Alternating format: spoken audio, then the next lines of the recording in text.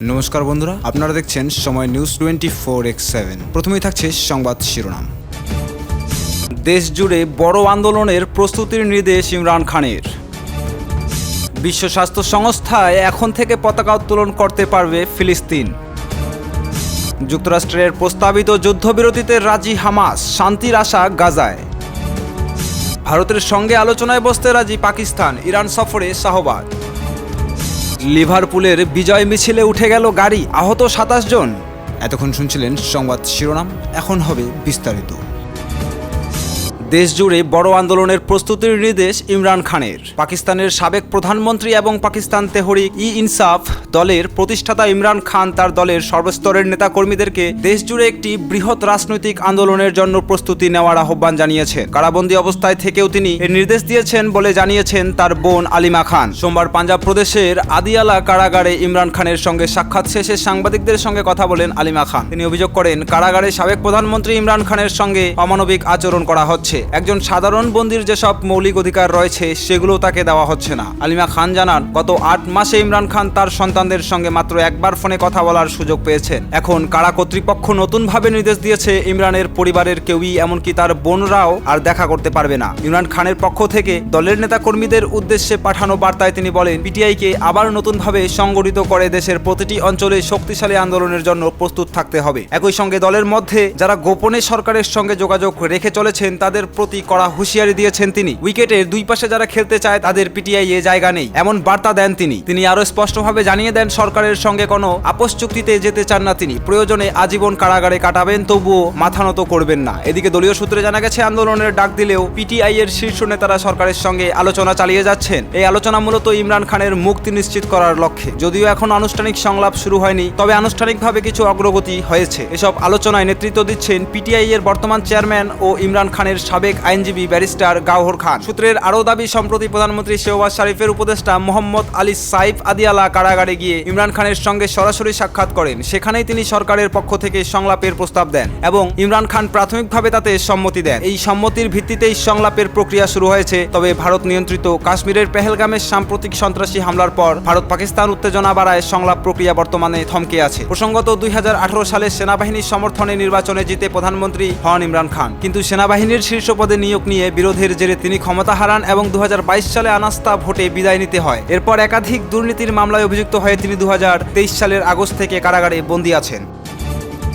বিশ্ব স্বাস্থ্য সংস্থা এখন থেকে পতাকা উত্তোলন করতে পারবে ফিলিস্তিন। ভোটে জয়লাভের পর প্রথমবারের মতো সংস্থাটিতে পতাকা তোলার অধিকার পেল তারা। সোমবার বার্তা সংস্থা রাইটার্সের এক প্রতিবেদনে জানানো হয় এমন তথ্য। প্রতিবেদনে উল্লেখ করা হয়, বার্ষিক সম্মেলনে ফিলিস্তিনকে জাতীয় পতাকা উত্তোলন করতে দেওয়ার বিষয়ে প্রস্তাব উত্থাপন করে চীন, পাকিস্তান, সৌদি আরব সহ বেশ কয়েকটি রাষ্ট্র। অনুষ্ঠিত হয় প্রতীকী ভোটাভুটি। এতে ফিলিস্তিনের অধিকারের পক্ষে সমর্থন দেয় 95টি দেশ। অপরদিকে বিরোধিতা করে জার্মানি, হাঙ্গেরি, চেক রিপাবলিকের মতো দেশগুলো। ভোটদানের বিরত ছিল 27টি দেশ। তবে সংখ্যাগরিষ্ঠ ভোট পড়ায় গৃহীত হয় প্রস্তাবটি। এর ফলে ধারণা করা হচ্ছে, জাতিসংঘের বিভিন্ন সংস্থার রাষ্ট্র হিসেবে ফিলিস্তিনের স্বীকৃতি মেলার পথ আরও সুগম করবে এই ঘটনা।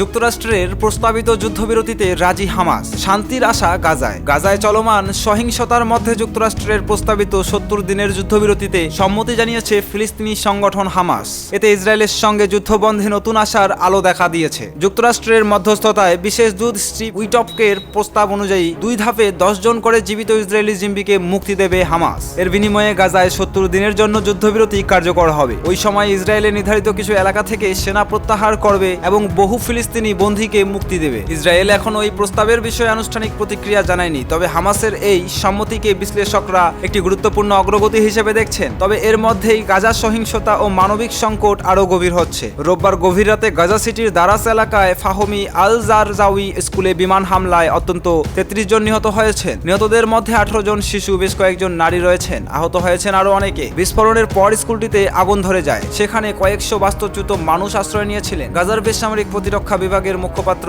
মোহাম্মদ বাসাল জানান, ঘুমন্ত অবস্থায় তাদের উপর হামলা চালানো হয় এবং আগুনে বহু শিশু গুরুতর দগ্ধ হয়। স্কুলের পাশেই বসবাসকারী রামি রাফিক বলেন, সর্বত্র আগুন জ্বলছিল। আমি দেখেছি পুড়ে যাওয়া মৃতদেহ মাটিতে পড়ে আছে। সেই দৃশ্য দেখে আমার ছেলে অজ্ঞান হয়ে যায়। নিহতদের মধ্যে উত্তর গাজার হামাস পুলিশের তদন্ত প্রধান মোহাম্মদ আল কাসি, তার স্ত্রী ও সন্তানরাও রয়েছেন। গাজার সরকারি গণমাধ্যম কার্যালয়ের এক বিবৃতিতে একে পরিকল্পিত জাতিগত নিধন এবং আন্তর্জাতিক মানবাধিকার আইনের চরম লঙ্ঘন বলা হয়েছে। একই রাতে গাজায় জাবালিয়া এলাকায় আব্দুর রাব্ব পরিবারের বাড়িতে আরেকটি বিমান হামলায় নিহত হন 19 জন। এ তথ্য নিশ্চিত করেছেন আল আহলি হাসপাতালের পরিচালক ডক্টর ফাদেল এল নাইম। ইসরায়েলের প্রতিরক্ষা বাহিনী জানিয়েছে, গত 48 ঘন্টায় গাজায় অত্যন্ত 200টি লক্ষ্যবস্তুতে তারা হামলা চালিয়েছে। এর মধ্যে রয়েছে জাবালিয়ার আবাসিক এলাকা এবং গাজা সিটির উপকণ্ঠে বাস্তুচ্যুতদের তাঁবু, যেখানে 6 জন নিহত হয়েছেন। এদিকে গাজার দক্ষিণাঞ্চলে ত্রাণ প্রবেশ বন্ধ রেখেছে ইসরায়েল। একই সঙ্গে নতুন স্থল অভিযানে উত্তর গাজার বিস্তীর্ণ এলাকা নিয়ন্ত্রণে নিয়েছে আইডিএফ। সোমবার তারা ইন্দোনেশিয়া হাসপাতাল ও আল আওদা হাসপাতাল ঘিরে ফেলে। এমন প্রেক্ষাপটে গাজায় মানবিক সহায়তা নিশ্চিত এবং যুদ্ধবন্ধে ইসরায়েলের উপর নিষেধাজ্ঞা আরোপের আহ্বান জানিয়েছে স্পেন। মাদ্রিদে ইউরোপীয় ও আরব দেশগুলোর এক বৈঠকে স্পেনের পররাষ্ট্রমন্ত্রী হোসে ম্যানুয়েল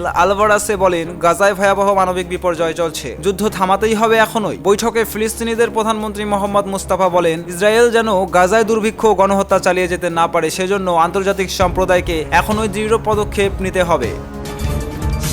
ভারতের সঙ্গে আলোচনায় বসতে রাজি পাকিস্তান। ইরান সফরে শাহবাজ। কাশ্মীর সংকট ও পানি সম্পদ ইস্যু সহ দীর্ঘদিনের বিরোধী নিরসনে ভারতের সঙ্গে আলোচনায় বসার আগ্রহ প্রকাশ করেছেন পাকিস্তানের প্রধানমন্ত্রী শাহবাজ শরীফ। সোমবার ইরান সফরে গিয়ে এক যৌথ সংবাদ সম্মেলনে ইচ্ছা প্রকাশ করেন তিনি। প্রধানমন্ত্রী শাহবাজ বর্তমানে বন্ধুত্বপূর্ণ 4 দেশ সফরে আছেন। সেখানে তিনি ভারতের সাথে সাম্প্রতিক সামরিক উত্তেজনার সময় পাকিস্তানকে সমর্থন করার জন্য কৃতজ্ঞতা প্রকাশ করবেন। এর আগে প্রধানমন্ত্রী শাহবাজকে রাজধানী তেহরানে সাদাবাদ প্রাসাদে ইরানের প্রেসিডেন্ট মাসুদ পেজেশকিয়ান অভ্যর্থনা জানান, যেখানে তিনি গার্ড অফ অনার গ্রহণ করেন। ইরানের প্রেসিডেন্ট মাসুদ পেজেশকিয়ানের সাথে এক যৌথ সংবাদ সম্মেলনে ভাষণ দিতে গিয়ে শাহবাজ বলে, দুই দেশের প্রতিনিধি দলের মধ্যে খুবই ফলপ্রসূ এবং কার্যকর বৈঠক হয়েছে, যা আমাদের পারস্পরিক স্বার্থ এবং সহযোগিতার সকল ক্ষেত্রকে অন্তর্ভুক্ত করেছে। শাহবাজ বলেন, আমাদের দুই ভ্রাতৃপ্রতিম এবং প্রতিবেশী দেশকে ব্যবসা, বিনিয়োগ, বাণিজ্য এমনকি জীবনের প্রতিটি ক্ষেত্রে সহযোগিতা বাড়াতে এ বিষয়ে সম্পূর্ণ ঐকমত পৌঁছানো সম্ভব হয়েছে। প্রধানমন্ত্রী আরও বলেন, তিনি ভারতের সাথে সামরিক সংঘাতের সময় সমর্থন করার জন্য পেজেশকিয়ানকে ধন্যবাদ জানান এবং জোর দিয়ে বলেন, উভয় দেশেরই গভীর সাংস্কৃতিক বন্ধন এবং ঐতিহাসিক সম্পর্ক রয়েছে। তারা এই সম্পর্কগুলোকে জীবনের বিভিন্ন ক্ষেত্রে অত্যন্ত উৎপাদনশীল সহযোগিতায় পরিণত করার সিদ্ধান্ত নিয়েছে। ভারতের সাথে সাম্প্রতিক উত্তেজনা নিয়ে শাহবাজ বলেন, পাকিস্তান এই সংঘাত থেকে বিজয়ী হয়ে বেরিয়ে এসেছে আমাদের অসাধারণ সশস্ত্র বাহিনীর সাহসী পদক্ষেপের মাধ্যমে। পাকিস্তানের প্রধানমন্ত্রী বলেন, আমরা শান্তি চেয়েছিলাম, আমরা শান্তি চাই এবং আমরা আলোচনার মাধ্যমে এই অঞ্চলের শান্তির জন্য কাজ করব। কাশ্মীর সমস্যা সহ আমাদের অমীমাংসিত বিষয়গুলো সমাধানের জন্য আলোচনা চালিয়ে যাব। জাতিসংঘ নিরাপত্তা পরিষদের গৃহীত প্রস্তাব অনুসারে, এমনকি 1954 সালে ভারতীয় লোকসভার প্রস্তাব অনুসারে। শাহবাজ বলে, আমরা আমাদের প্রতিবেশীর সাথে শান্তির স্বার্থে পানি সংক্রান্ত বিষয়ে আলোচনা করতে প্রস্তুত। আমরা বাণিজ্য বৃদ্ধির জন্য এবং সন্ত্রাসবাদ দমনের জন্য আলোচনা করতে প্রস্তুত, কিন্তু যদি তারা আক্রমণাত্মক পথ বেছে নেয় তাহলে আমরা আমাদের ভূখণ্ড রক্ষা করব, যেমনটি আমরা কয়েকদিন আগে করেছি। কিন্তু যদি তারা আমাদের শান্তির প্রস্তাব গ্রহণ করে তাহলে আমরা দেখব যে আমরা সত্যি শান্তি চাই, গুরুত্ব সহকারে এবং আন্তরিকভাবে। এরপর সোমবার রাতে প্রধানমন্ত্রী ইরানের সর্বোচ্চ নেতা আয়াতুল্লাহ আলী খামেনির সাথে দেখা করে। রোববার তুরস্কে 2 দিনের সফরে শাহবাজ তুরস্কের প্রেসিডেন্ট রিসেপ তাইয়ুপ এরদোগানের সাথে একটি প্রতিনিধি পর্যায়ের বৈঠক করেন, যেখানে তিনি সাম্প্রতিক সংঘাতের সময় তুরস্ককে তাদের সমর্থনের জন্য ধন্যবাদ জানান এবং দুই দেশের মধ্যে দ্বিপাক্ষিক বাণিজ্য ও বিনিয়োগ নিয়ে আলোচনা করেন। গত মাসে জম্মু ও কাশ্মীরের পেহেলগামে বন্দুকধারীর হামলায় 26 জন নিহতের প্রতিশোধ হিসেবে পাকিস্তানে সামরিক হামলা চালায় ভারত। পাকিস্তান পাল্টা হামলা চালালে কয়েকশো দশকের মধ্যে সবচেয়ে ভয়াবহ সামরিক সংঘাতে জড়ায় ভারত পাকিস্তান। টানা 4 দিনের সংঘর্ষের পর 10ই মে যুদ্ধবিরতিতে সম্মত হয় দুই দেশ। লিভারপুলের বিজয় মিছিলে উঠে গেল গাড়ি, আহত 27 জন। লিভারপুল ফুটবল ক্লাবের প্রিমিয়ার লিগ শিরোপে জয়ের আনন্দে র্যালি করেছিলেন ভক্ত সমর্থকরা। আনন্দ ঘন এই র্যালিতে ঘটেছে ভয়াবহ দুর্ঘটনা। স্থানীয় সময় সোমবার যুক্তরাজ্যের শহরটিতে কেন্দ্রস্থলে আয়োজিত বিজয় মিছিল একটি গাড়ি হঠাৎ ভিড়ের মধ্যে ঢুকে পড়ে। এতে অন্তত 27 জন হাসপাতালে ভর্তি হয়েছেন। আহতদের মধ্যে 2 জনের অবস্থা আশঙ্কাজনক। পুলিশ জানিয়েছে এটি সন্ত্রাসবাদের ঘটনা নয়। ব্রিটিশ সংবাদ মাধ্যম বিবিসির প্রতিবেদনে এ তথ্য জানানো হয়। এতে বলা হয়, ঘটনার পর 53 বছর বয়সী এক স্থানীয় শ্বেতাঙ্গ ব্রিটিশ নাগরিককে আটক করেছে পুলিশ। কর্মকর্তারা জানিয়েছেন এটি বিচ্ছিন্ন একটি ঘটনা এবং সন্ত্রাসবাদ সংশ্লিষ্ট নয়। সামাজিক মাধ্যমে ছড়িয়ে পড়ার ভিডিওতে দেখা যায় গাড়িটি দর্শকদের উপর উঠে গেল, কয়েকজন ছিটকে পড়ে। ঘটনার পর বিক্ষুব্ধ জনতা গাড়িটি ঘিরে ফেললে পুলিশ হস্তক্ষেপ করে। ঘটনার প্রত্যক্ষদর্শী চেলসি বিবিসি রেডিওকে জানান, হঠাৎ জনতার চিৎকারে তারা বিপদের বিষয়টি বুঝতে পারেন এবং কোনো মতে সরে গিয়ে রক্ষা পান। লিভারপুল সিটি কাউন্সিলের নেতা লিয়ান রবিনসন এক টুইটে বলেন, এই আনন্দঘন দিনের ওপর এই ঘটনা একটি গভীর ছায়া ফেলেছে। যুক্তরাজ্যের প্রধানমন্ত্রী কিয়ের স্টারমার এবং লিভারপুল ফুটবল ক্লাব আহতদের প্রতি সহানুভূতি প্রকাশ করেছেন।